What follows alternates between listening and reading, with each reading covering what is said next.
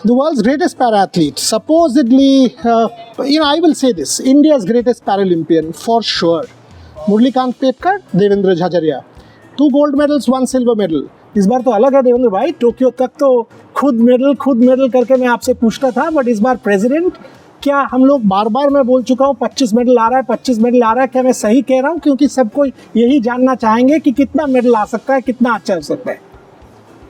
मैं कहना चाहता हूँ कि एज ए खिलाड़ी के तौर पे भी कहता हूँ और एज ए प्रेसिडेंट के तौर पे जिम्मेवारी लेके भी कहता हूँ 25 मेडल आएंगे।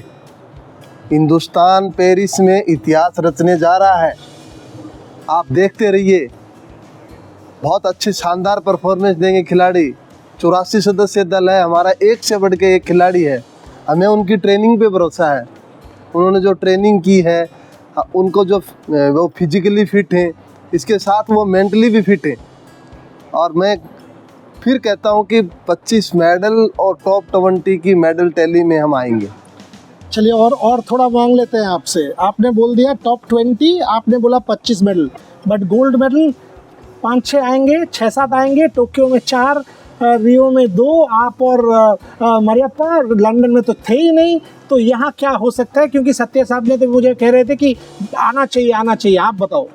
देखिए, हमारी कोशिश ये है, गोल्ड मेडल हम डबल डिजिट में जाएंगे। वाह, ये हमारा टारगेट है। और खिलाड़ी के तौर पे आपने मेरे ख्याल से 50 से 100 इंटरव्यू किए हैं। मेरा टारगेट कभी गलत नहीं गया। नहीं, आज तक नहीं गया, ये फैक्ट है। तो ये मान लीजिए, ये भी एक खिलाड़ी और एक प्रशासनिक तौर पे पीसीआई का प्रेसिडेंट होने के नाते स्टेटमेंट दे रहा हूँ, मैं जिम्मेवारी के साथ दे रहा हूँ। मुझे ये बताइए देवेंद्र भाई, आप विलेज देख चुके हो, फैसिलिटीज़ क्या ठीक ठाक है? कैसे लगा थोड़ा सा, बिकॉज आज उद्घाटन है, ओपनिंग सेरेमनी है, कैसे लग रहा है? I mean, is Paris ready? क्योंकि ओलंपिक्स के समय बहुत कुछ सवाल उठ रहे थे, हम लोग विलेज में भी बहुत सारे सवाल उठाए थे। आप आने के बाद आर द इंडियंस हैप्पी?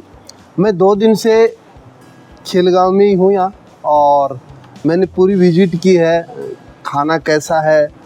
तो क्या है कि अलग अलग वेन्यू लगे हुए हैं, डाइनिंग एरिया बड़ा है, तो खाना अच्छा है। हमने देखा है, मैंने खिलाड़ियों से बात की है, सभी खिलाड़ियों के संपर्क में हूँ। मैं 2 दिन से खेलगांव के अंदर ही हूँ, और जितने भी खिलाड़ी हमारे, सबसे मैं बात कर रहा हूँ कि आपको कोई तकलीफ़ तो नहीं है यहाँ पे। सभी खिलाड़ी खुश हैं। और मेरे ख्याल से पहली बार मैं देख रहा हूँ कि खिलाड़ी फिजिकली फिट के साथ साथ मेंटली फिट है। ये बताओ देवेंद्र भाई, जब आप 2004 में एथेंस गए थे, आपके पिताजी आपके साथ थे, अकेले आदमी जो एयरपोर्ट छोड़ने गए और आपसे कहा कि तू जीतेगा तो बदलाव आएगा, और तू हार के आया तो कुछ नहीं होने वाला। बट अभी आप लोग जब यहाँ आए, उसके पहले प्रधानमंत्री जी ने आप लोगों से बात किया, खेल मंत्री जी ने सेंड ऑफ दिया, अभी इतना कॉर्पोरेट स्पॉन्सर्स, यहाँ देखो JSW दिख रहा है, बाकी सारे कॉर्पोरेट, एक बदलाव हमारे देश में आ चुका है। बिल्कुल, वो दिन मुझे याद है। मेरे पिताजी मुझे दिल्ली छोड़ने आए थे एयरपोर्ट पे, एथेंस पैरालंपिक में जा रहा था मैं, और उन्होंने बड़ी स्पष्ट बात बोली कि वहाँ जीतोगे तो बहुत बड़ा बदलाव आएगा, नहीं जीत पाओगे तो कोई नहीं पूछेगा आपको, पैरा स्पोर्ट्स को कोई नहीं पूछेगा। वहाँ जीता, वर्ल्ड रिकॉर्ड ब्रेक किया, उसके बाद एक छोटी सी इनिशियली शुरुआत हुई थी। Next year Paralympic committee form हुआ, अभी आप उसके प्रेसिडेंट हो।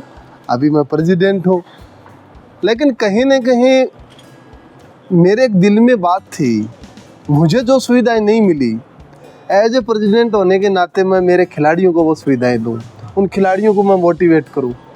मैं 8 घंटे रिसेप्शन पे बैठा रहा, क्योंकि 8 घंटे खिलाड़ी वहीं से निकलता है, मैं डिस्टर्ब भी नहीं करना चाहता और उनसे मैं मिलना भी चाहता हूँ।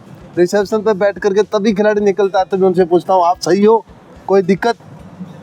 तो अच्छी बात ये, खिलाड़ियों ने, कल ही सुमित कह रहा था कि भाई साहब, सबसे अच्छी बात हमारा अच्छा ये लग रहा है कि एज ए खिलाड़ी के तौर पे हम आपसे रहते थे, आज भी हम खिलाड़ी के तौर पे ही मानते हैं आपको।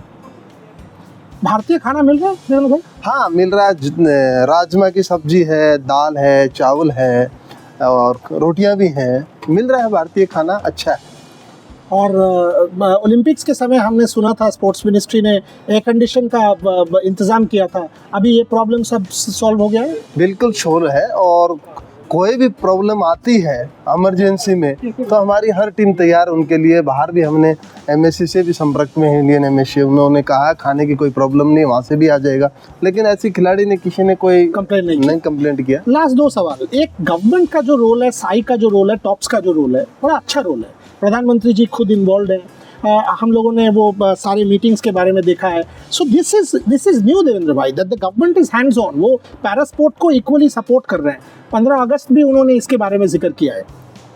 देखिए, ये नया भारत है, ये बदलता हुआ भारत है। और माननीय प्रधानमंत्री जी हमेशा कहते हैं कि हमें विकसित भारत की संकल्प यात्रा पूरी करनी है 2047 तक।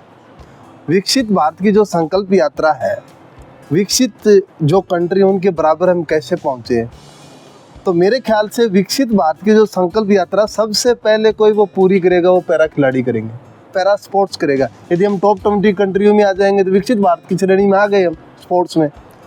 उनका हमेशा एक बड़ा विजन रहा है। जब जब मैंने उनसे मुलाकात की है, वो कहते हैं देवेंद्र सुविधाएं बताओ हमें क्या देनी चाहिए। पैसे की कोई कमी नहीं है सरकार के पास, बस खिलाड़ियों को वो फैसिलिटी मिलनी चाहिए। हमारे टारगेट ओलंपिक पोडियम स्कीम के तहत 50 खिलाड़ी यहाँ पे आए और उनके अलावा 16 खिलाड़ी जो पैरा गेम्स हुए थे, हमारा फर्स्ट पैरा गेम खेलो इंडिया, उसके 16 खिलाड़ी हैं। बहुत से खिलाड़ी ऐसे हैं जो एनसीओ ट्रेनिंग सेंटर में तैयारी कर रहे हैं। तो खिलाड़ियों को फैसिलिटी की कोई कमी नहीं है।